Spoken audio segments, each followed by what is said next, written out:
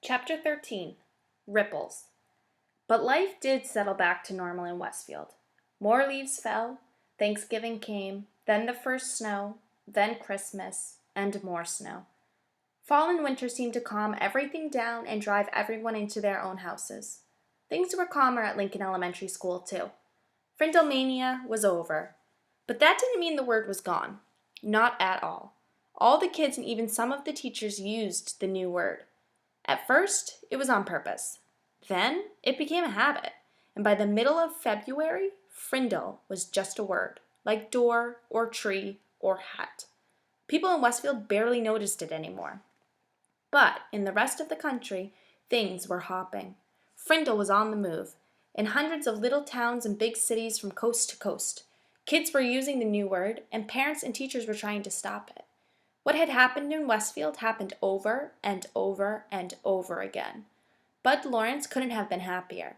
There were Frindle shirts and sunglasses and erasers and notebooks and paper and dozens of other items. The new line of Frindles imported from Japan were a big hit, and now there was talk of selling them in Japan and Europe as well. The checks that went into Nick's trust fund got bigger and bigger.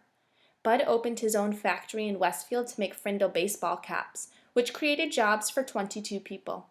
And in March, the town council voted to put up a little sign on the post below the town's name along Route 302.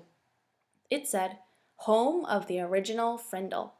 And Mrs. Granger? She seemed to have given up. Or perhaps she had been ordered to. No one knew. Her poster about the forbidden word had quietly disappeared from the bulletin board, and the kids were not staying after school writing sentences anymore. It was business as usual, except for one thing. Everyone in 5th grade got at least one word wrong on his or her spelling test each week.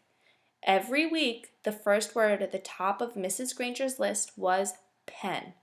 And each Friday during the spelling test, every kid spelled it Frindle. Nick was sort of a celebrity for a while. Everyone had seen him on The Late Show and on Good Morning America, and 2 or 3 other TV shows. John and Chris and all his friends kept asking about what it was like to ride in a limousine. After a week or two, though, it was old news, and everyone seemed to forget it and move on. The only person who couldn't quite forget about everything was Nick.